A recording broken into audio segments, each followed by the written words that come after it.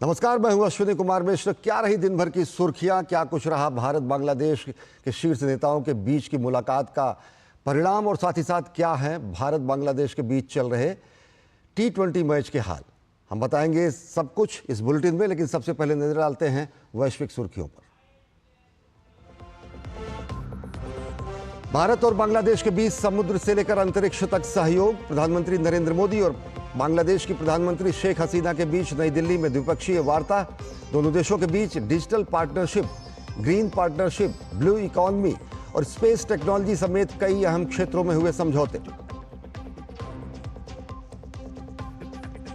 प्रधानमंत्री नरेंद्र मोदी ने बांग्लादेश को बताया भारत का सबसे बड़ा डेवलपमेंट पार्टनर। बांग्लादेश के रंगपुर में नया वाणिज्य दूतावास खोलने और बांग्लादेश से भारत आने वाले लोगों के लिए ई मेडिकल वीजा शुरू करने की घोषणा। शेख हसीना ने भारत के साथ मित्रता को बताया सबसे खास।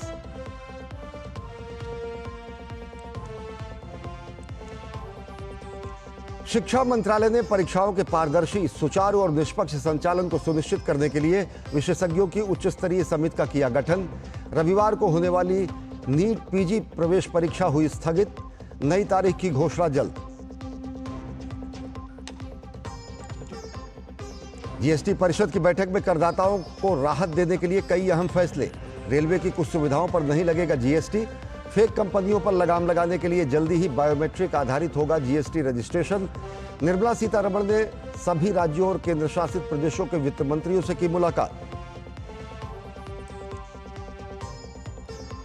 दिल्ली में जल संकट पर सियासी घमासान जारी। जल मंत्री आतिशी के अनशन पर भाजपा का पलटवार। कहा पानी की चोरी और भ्रष्टाचार को छुपाने के लिए अब अनशन का दिखावा। अपर यमुना रिवर बोर्ड ने कहा दिल्ली को हरियाणा से मिल रहा है पूरा पानी। तमिलनाडु के कल्लाकुरिची में जहरीली शराब से मरने वालों की संख्या 50 से हुई अधिक। प्रदेश भर में भाजपा का विरोध प्रदर्शन। पार्टी प्रवक्ता शाहजाद पूनावाला ने डीएमके सरकार को हत्याओं के लिए ठहराया जिम्मेदार। एआईडीएमके ने विधानसभा से किया वॉकआउट।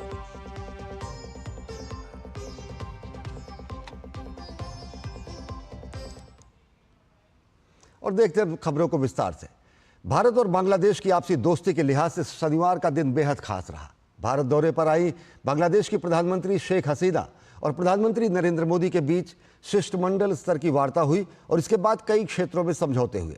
दोनों देशों में डिजिटल साझेदारी, हरित साझेदारी, समुद्री सहयोग और नीली अर्थव्यवस्था, अंतरिक्ष, रेलवे कनेक्टिविटी और समुद्र विज्ञान में सहयोग बढ़ाने पर समझौते हुए।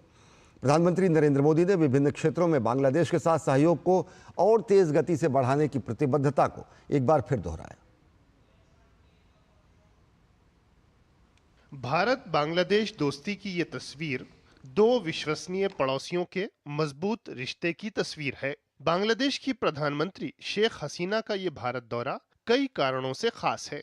लगातार तीसरी बार मोदी सरकार बनने के बाद किसी राष्ट्राध्यक्ष का ये पहला आधिकारिक राजकीय दौरा है।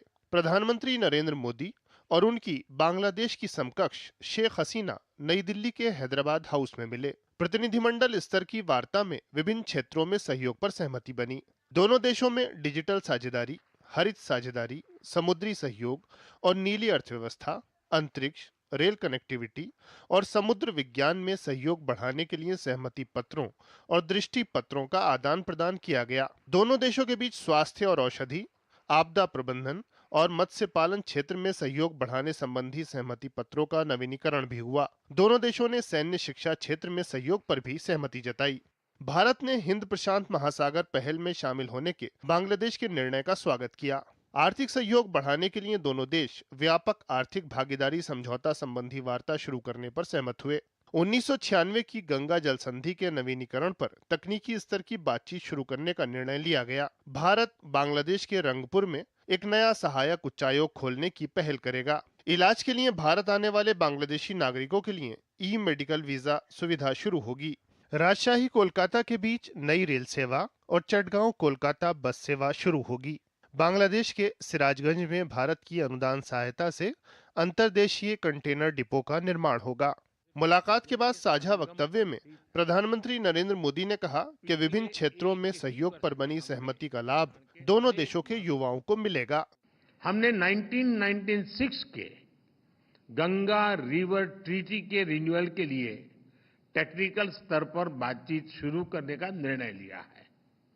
बांग्लादेश में तीस्ता नदी के संरक्षण एवं प्रबंधन पर बातचीत के लिए शीघ्र ही एक टेक्निकल टीम बांग्लादेश का दौरा करेगी।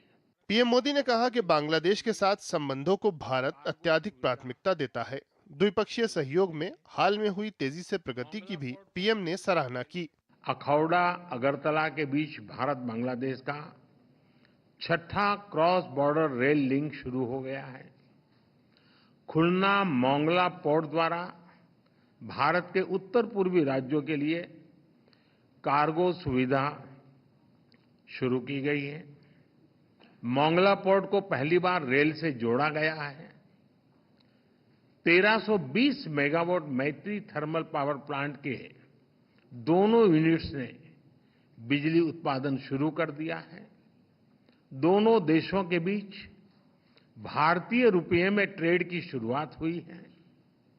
भारत बांग्लादेश के बीच गंगा नदी पर दुनिया की सबसे लंबी रिवर क्रूज को सफलतापूर्वक पूरा किया गया है।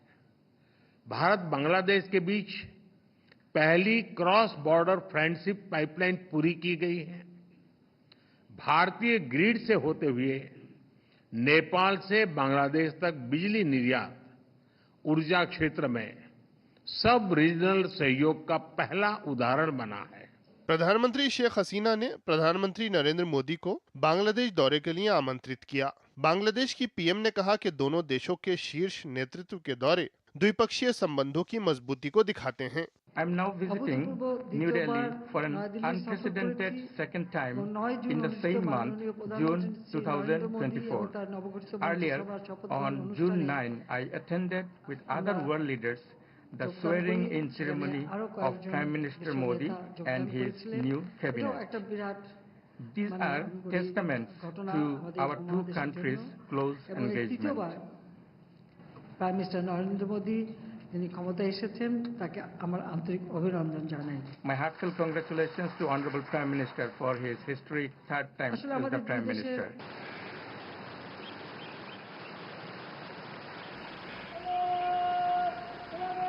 इससे पहले शनिवार सुबह अतिथि प्रधानमंत्री का राष्ट्रपति भवन में औपचारिक स्वागत किया गया।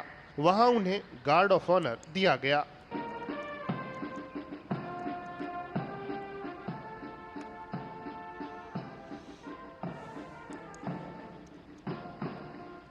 प्रधानमंत्री शेख हसीना ने दिल्ली के राजघाट जाकर राष्ट्रपिता महात्मा गांधी को श्रद्धा सुमन भी अर्पित किए। अरुण शर्मा के साथ bureau report, TD news. Bangladesh की प्रधानमंत्री शेख हसीना की भारत यात्रा पर विदेश सचिव विनय मोहन क्वात्रा ने कहा कि बांग्लादेश की प्रधानमंत्री की यात्रा दोनों देशों के बीच हमारे निरंतर उच्च स्तरीय राजनीतिक जुड़ाव का एक हिस्सा है। उन्होंने बताया कि दोनों नेताओं ने द्विपक्षीय और क्षेत्रीय सहयोग को नई दिशा और गति देने के साथ ही साथ उसे और मजबूत करने पर सहमति जताई है। भारत बांग्लादेश की वार्ताएं दो शीर्ष नेताओं की आज की वार्ता में जो केंद्र बिंदु थे वो द्विपक्षीय सहयोग से सीमित, द्विपक्षीय सहयोग पर केंद्रित थे। उस सहयोग के व्यापकता को बढ़ाने के लिए किस प्रकार का सहकार्य हो उस पर केंद्रित थे। इस सहयोग सहकार्य में दोनों देशों के जो सामरिक हित हैं, जो सुरक्षा से जुड़े हित हैं, जो हमारी चुनौतियां हैं, उन चुनौतियों में जो अवसर निहित हैं उन पर केंद्रित थे। द्विपक्षीय वार्ता के मुख्य मुद्दे द्विपक्षीय सहयोग पे ज़्यादा केंद्रित थे। भारत दौरे पर आई बांग्लादेश की प्रधानमंत्री शेख हसीना ने राष्ट्रपति द्रौपदी मुर्मू से मुलाकात की।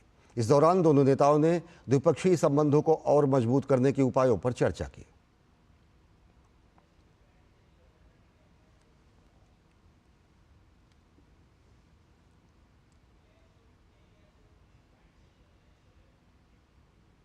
बांग्लादेश की प्रधानमंत्री शेख हसीना ने उपराष्ट्रपति जगदीप धनखड़ से भी मुलाकात की।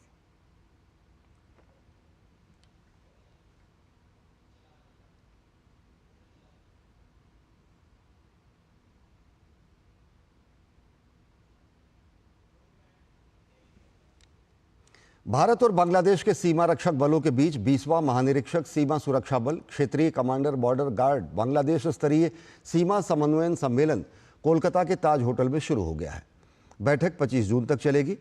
सीमा सुरक्षा बल दक्षिण बंगाल फ्रंटियर के महानिरीक्षक आयुषमणि तिवारी ने जानकारी दी कि इस उच्च स्तरीय सम्मेलन में सीमा विवाद, सीमा पार अपराध, अवैध घुसपैठ और सीमा प्रबंधन से जुड़े मुद्दों पर चर्चा होगी। बांग्लादेश से बीजीबी का डेलीगेशन आया है जिसमें रीजनल कमांडर जशोर और रंगपुर हैं और हर बार की तरह जो हमारे म्यूचुअल इंटरेस्ट के इश्यूज हैं, ट्रांस बॉर्डर क्राइम्स को रोकना, डेवलपमेंटल वर्क्स पे आगे बात बढ़ाना, जो हमारे पैचेस हैं 150 यार्ड में सिंगल रो फेंस के उसको एक्सपीडाइट करना और बाकी सारे इश्यूज पे भी एक म्यूचुअल कोऑपरेशन सहमति बनाते हुए आगे बढ़ना। तो इस दिशा में हम वार्तालाप करेंगे। जीएसटी परिषद में आम करदाताओं को राहत देने के लिए कई अहम फैसले लिए गए। जीएसटी परिषद में लिए गए फैसलों की जानकारी देते हुए वित्त मंत्री निर्मला सीतारमण ने कहा कि फेक जीएसटी रजिस्ट्रेशन पर लगाम लगाने के लिए जल्दी ही पूरे देश में बायोमेट्रिक आधारित जीएसटी पंजीकरण सुविधा शुरू की जाएगी। और ब्यौरा देखिए हमारे संवाददाता अजय मिश्र की रिपोर्ट में। राज्यों के साथ बजट पूर्व चर्चा के बाद वित्त मंत्री निर्मला सीतारमण की अध्यक्षता में जीएसटी परिषद की 53वीं बैठक हुई, जिसमें करदाताओं को राहत देने के लिए कई अहम फैसले लिए गए। वेटिंग रूम जैसी रेलवे की कुछ सुविधाओं को जीएसटी के दायरे से बाहर रखने का फैसला लिया गया है। छात्रों और प्रोफेशनल्स को राहत देते हुए बाहर की हॉस्टल सुविधा पर जीएसटी में राहत मिली है। कम से कम 90 दिनों के लिए 20,000 रुपए प्रति व्यक्ति प्रतिमाह के शुल्क पर अब जीएसटी नहीं लगेगा। इसी तरह से डिब्बा बंद दूध पर जीएसटी की दर को 18% से कम करके 12% कर दिया गया है। हर तरह के पेपर कार्टन पर जीएसटी दर 18% से कम करके 12% कर दिया गया है। हर तरह के सोलर कुकर पर जीएसटी दर 18% से कम होकर अब 12% करने की सिफारिश की गई है। साथ ही किसानों के द्वारा इस्तेमाल किए जाने वाले स्प्रिंकलर्स और फायर स्प्रिंकलर्स पर अब 12% की जीएसटी दर होगी। Services provided by Indian Railways to the common man, sale of platform tickets, facility of retiring rooms, waiting rooms, cloakroom services, battery operated car services are being exempted from GST. Further, intra-railway supplies are also being exempted.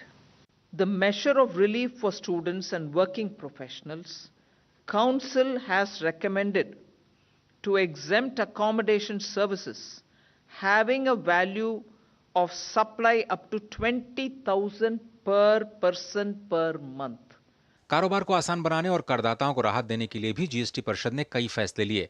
साल 2017 से 2020 के बीच दिए गए notice पर अगर 31 मार्च 2025 तक GST अदा कर दिया जाता है तो ब्याज और पेनल्टी माफ कर दी जाएगी।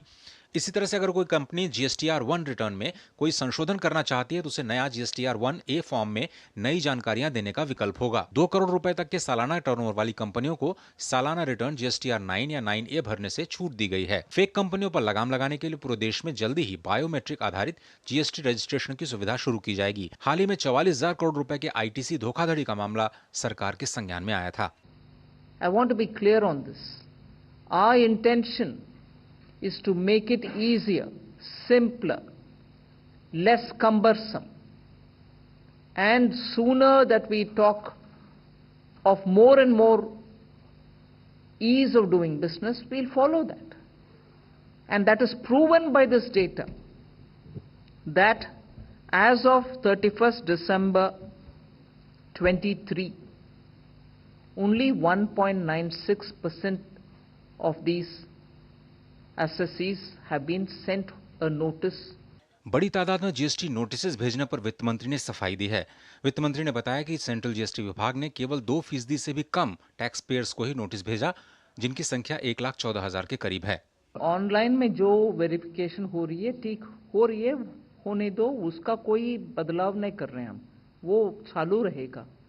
मगर ये सुविधा स्टेशन जो सर्विस सेंटर बनता है, उसमें जाकर के इकट्ठा सभी जो रिक्वायरमेंट है, आधार है, आपके बायोमेट्रिक वेरिफिकेशन है, आपके पेपर्स है, सब इकट्ठा देने में गुजरात में पायलट प्रोजेक्ट का एक्सपीरियंस बेस करते हुए मैं बोल रही हूँ, in a matter of 15-20 minutes all paper work is done and registration हो जाता है नया कंपनियों का। वित्त मंत्री ने एक बार फिर से दोहराया है कि केंद्र सरकार शुरू से ही पेट्रोल और डीजल को जीएसटी के दायरे में लाने के पक्ष में है, लेकिन इस पर अंतिम फैसला सभी राज्यों को मिलकर लेना है। बिहार के उप मुख्यमंत्री सम्राट चौधरी को जीएसटी दरों में विसंगति को दूर करने के लिए बनी मंत्रियों के समूह का नया अध्यक्ष बनाया गया है। जीएसटी दरों पर इस समूह की सिफारिशों पर परिषद की अगली बैठक में विचार किया जा सकता है। राज्यों में चुनाव के बाद अब जीएसटी परिषद में 11 नए वित्त मंत्री इस 53वीं बैठक का हिस्सा बने। Ajay Mishra, DD news, Delhi. NEET परीक्षा को लेकर जारी विवाद के बीच राष्ट्रीय परीक्षा बोर्ड द्वारा कराई जाने वाली नीट पीजी परीक्षा स्थगित कर दी गई है। नीट पीजी परीक्षा 23 जून रविवार को होने वाली थी, लेकिन ठीक एक दिन पहले नीट पीजी परीक्षा को स्थगित कर दिया गया। राष्ट्रीय परीक्षा बोर्ड की ओर से जल्द ही प्रवेश परीक्षा की नई तारीख का ऐलान किया जाएगा। केंद्रीय स्वास्थ्य मंत्रालय ने मेडिकल छात्रों के लिए राष्ट्रीय परीक्षा बोर्ड द्वारा आयोजित नीट पीजी प्रवेश परीक्षा की पूरी प्रक्रिया का बारीकी से मूल्यांकन करने का फैसला किया है। इसलिए रविवार को होने वाली परीक्षा को फिलहाल स्थगित करने का निर्णय लिया गया है। मंत्रालय ने छात्रों को हुई असुविधा के लिए खेद व्यक्त करते हुए कहा कि फैसला छात्रों के हित में और परीक्षा प्रक्रिया की पवित्रता को बनाए रखने के लिए किया गया है। और पेपर लीक मामले में शिक्षा मंत्रालय ने बड़ा कदम उठाया है। शिक्षा मंत्रालय ने एनटीए की कार्यप्रणाली में सुधार को लेकर एक उच्च स्तरीय समिति का गठन किया है। इस उच्च स्तरीय समिति में देश के अनेक जाने माने लोगों को शामिल किया गया है और इस समिति को 2 महीने के अंदर अपनी रिपोर्ट सौंपनी होगी। समिति को यह बताना होगा कि एनटीए में किस तरह प्रक्रियागत सुधार किया जाए। इससे पहले शुक्रवार रात को केंद्र सरकार ने पेपर लीक मामले में बनाए गए कानून का नोटिफिकेशन भी जारी किया और इसके बाद यह कानून पूरे देश भर में लागू हो गया है। केंद्र सरकार ने पेपर लीक और नकल पर नकेल कसने के लिए अपनी प्रतिबद्धता जताई है। शिक्षा मंत्रालय ने परीक्षाओं के पारदर्शी, सुचारू और निष्पक्ष संचालन को सुनिश्चित करने के लिए विशेषज्ञों की एक उच्च स्तरीय समिति का गठन किया। इस समिति में 7 सदस्य शामिल हैं। समिति के अध्यक्ष इसरो के पूर्व प्रमुख डॉक्टर के राधाकृष्णन होंगे। इसके अलावा एम्स के पूर्व निदेशक डॉक्टर रणदीप गुलेरिया, हैदराबाद विश्वविद्यालय के वीसी प्रोफेसर बीजे राव, आईआईटी मद्रास के प्रोफेसर के राममूर्ति, पीपल स्ट्रॉन्ग सह संस्थापक पंकज बंसल, आईआईटी दिल्ली के dean students affair professor Aditya Mittal और संयुक्त सचिव शिक्षा मंत्रालय गोविंद जायसवाल समिति के सदस्य हैं। समिति को 2 महीने में अपनी रिपोर्ट देनी होगी।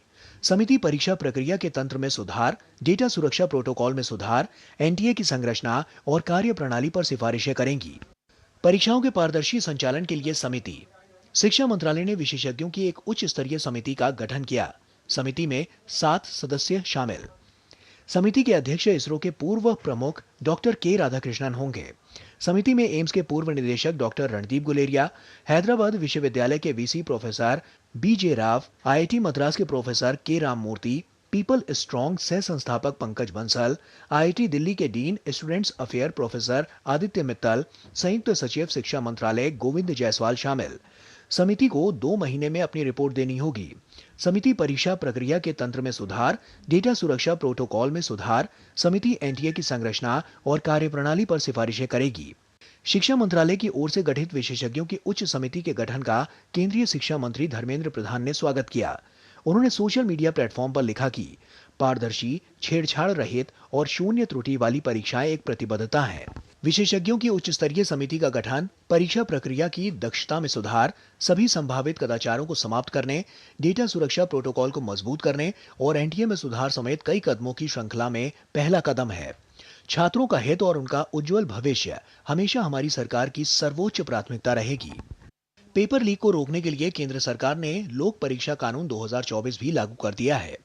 इस कानून को राष्ट्रपति द्रौपदी मुर्मू मंजूरी दे चुकी हैं। आइए आपको बताते हैं आखिर क्या है एंटी पेपर लीक कानून। पेपर लीक को रोकने के लिए लोक परीक्षा कानून 2024 लागू। यूजीसी, यूपीएससी, एसएससी, रेलवे भर्ती, बैंकिंग जैसे परीक्षाओं के पेपर लीक से संबंधित है कानून। ऐसा करने वाले अपराधियों के खिलाफ कड़ी कार्रवाई के लिए लाया गया है कानून। सार्वजनिक परीक्षा अनुचित साधनों की रोकथाम कानून 2024 नाम दिया गया। इस साल के फरवरी महीने में कानून को पारित किया गया। कानून के मुताबिक मामले में दोषी पाए जाने वाले व्यक्ति को 10 साल की सजा, कानून के मुताबिक 1 करोड़ रुपए का जुर्माना लगाया जा सकता है। दूसरे कैंडिडेट के स्थान पर परीक्षा देने पर भी जुर्माना। दूसरे कैंडिडेट के स्थान पर बैठने वाले को 3 से 5 साल की जेल होगी। 10 लाख रुपए का जुर्माना भी लगाया जाएगा। परीक्षा गड़बड़ी मामले में संस्थान का नाम आने पर वो भी दोषी। उस संस्थान से परीक्षा का पूरा खर्चा वसूला जाएगा। संस्थान की संपत्ति भी कुर्क की जा सकती है। नेशनल टेस्टिंग एजेंसी उन 1563 छात्रों के लिए 23 जून यानी रविवार को मेडिकल में प्रवेश की राष्ट्रीय पात्रता सह प्रवेश परीक्षा नीट यूजी का फिर से आयोजन करेगा, जिन्हें 6 केंद्रों पर समय की बर्बादी की वजह से ग्रेस मार्क्स प्रदान किए गए थे। ब्यूरो इनपुट्स के साथ निशांत सौरभ की रिपोर्ट, डीडी न्यूज। और नेशनल टेस्टिंग एजेंसी एनटीए के महानिदेशक सुबोध कुमार को पद से हटा दिया गया है। उनकी जगह retired IAS Pradeep Singh Kharola NTA के नए महानिदेशक होंगे।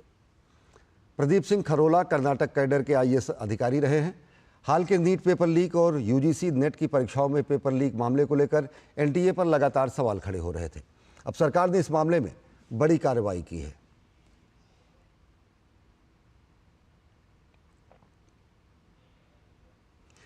पेपर लीक पर केंद्र सरकार लगातार एक्शन में है। पेपर लीक पूरे देश की समस्या है। करीब हर राज्य में पेपर लीक के मामले सामने आते हैं।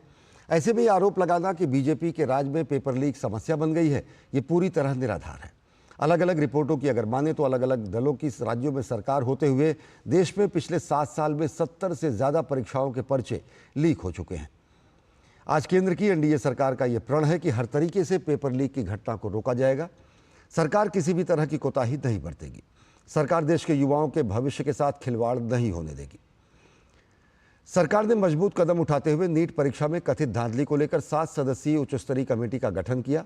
दूसरे परीक्षाओं में कदाचार और अनियमितताओं को रोकने के लिए कानून लागू कर दिया। पेपर लीक पर केंद्र सरकार पर उंगली उठाने वाले विपक्षी नेता जरा अपने गिरेबान में झांक कर ये देखें कि उनके राज्य में पेपर लीक क्यों हुआ और उन्होंने पेपर लीक को रोकने के लिए क्या कानून बनाए।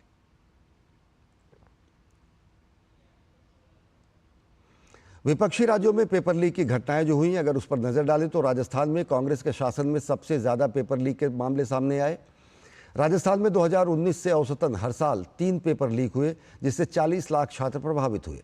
करीब 26 मामलों में 14 पिछले 4 वर्षों में पेपर लीक के मामले हुए हैं। पश्चिम बंगाल बोर्ड में बंगाल बोर्ड परीक्षा में पिछले 7 वर्षों में 10 बार पेपर लीक हुआ। बंगाल पब्लिक सर्विस कमीशन का भी पेपर लीक हो चुका है। बिहार में आरजेडी का जब शासन था तब कई बार पेपर लीक के मामले सामने आए। बिहार बोर्ड की कक्षा 10 की परीक्षा भी अब तक 6 बार इसके पेपर लीक हो चुके हैं। झारखंड में जूनियर इंजीनियर परीक्षा का पेपर लीक होने का मामला सामने आया था। पेपर लीक के कारण परीक्षा रद्द हो गई थी। तेलंगाना में टीपीएससी पेपर लीक का मामला सामने आया। पेपर लीक की जानकारी मिलने के बाद तेलंगाना सरकार ने टीपीएससी की इस परीक्षा को रद्द कर दिया था। तमिलनाडु में 2022 में कक्षा 10 और कक्षा 12 की बोर्ड परीक्षा के पेपर लीक हो चुके हैं। तमिलनाडु पब्लिक सर्विस कमीशन का भी पेपर लीक हो चुका है।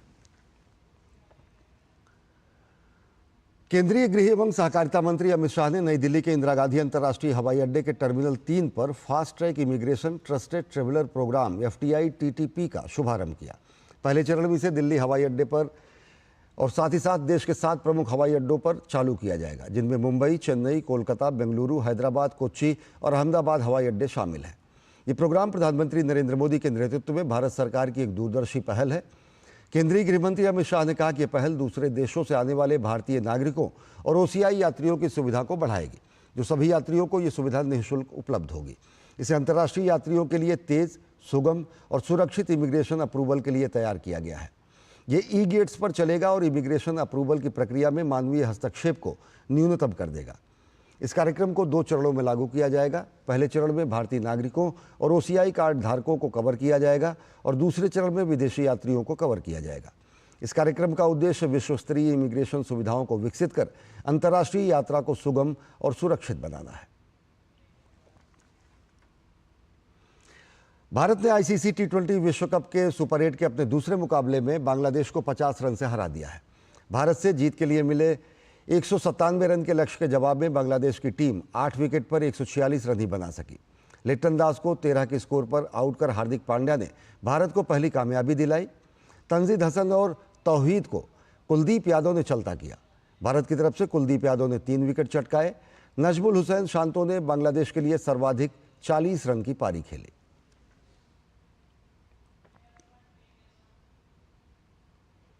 इससे पहले भारतीय टीम ने 20 ओवर में 5 विकेट पर 196 रन बनाए। भारत की तरफ से हार्दिक पांड्या ने 50 रन की नाबाद पारी खेली वहीं विराट कोहली ने 37, ऋषभ पंत ने 36 और शिवम दुबे ने 34 रन की पारी खेली। और आइए जाते जाते आपको छोड़ जाते हैं देश की कुछ अन्य महत्वपूर्ण खबरों को, देखिए फटाफट अंदाज में। नमस्कार। उत्तर प्रदेश के लखनऊ में मुख्यमंत्री योगी आदित्यनाथ ने बिजली विभाग के अधिकारियों के साथ समीक्षा बैठक की। सीएम योगी ने गर्मियों को लेकर बिजली में कटौती और उसकी आपूर्ति पर उन्होंने अधिकारियों को दिशा निर्देश दिया। साथ ही साथ विद्युत उत्पादन और वितरण पर भी चर्चा की। केंद्रीय मंत्री जयंत चौधरी ने जर्मन भाषा प्रशिक्षण के B1 स्तर को सफलतापूर्वक पूरा करने वाले 32 स्वास्थ्य पेशेवरों को सम्मानित किया। इस प्रशिक्षण का उद्देश्य जर्मनी में सफल कैरियर और आजीविका के लिए नर्सों को आवश्यक भाषा कौशल से अवगत कराना है। बिहार में शिक्षक पात्रता परीक्षा यानी TET स्थगित कर दी गई है। परीक्षा की संशोधित तिथियों की घोषणा बाद में की जाएगी। आपको बता दें कि पहले ये परीक्षा 26 जून से 28 जून के बीच आयोजित होने वाली थी।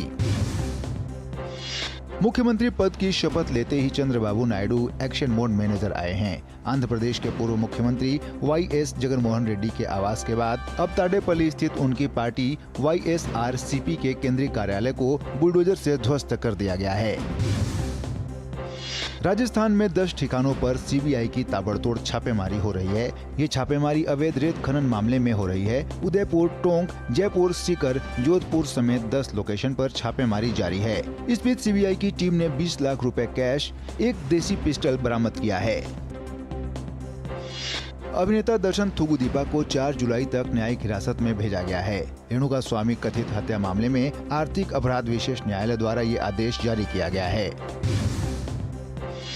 हरियाणा के गुरुग्राम स्थित दौलताबाग औद्योगिक क्षेत्र में फायर एग्जीक्यूटर बनाने वाली कंपनी में विस्फोट होने से लगभग 8 लोगों की मौत होने की सूचना है। पश्चिम बंगाल के सिलीगुड़ी इस्कॉन परिसर में भगवान जगन्नाथ के सहस्त्रधारा स्नान अनुष्ठान का आयोजन किया गया। इस अवसर पर भक्तों की भारी भीड़ उमड़ी।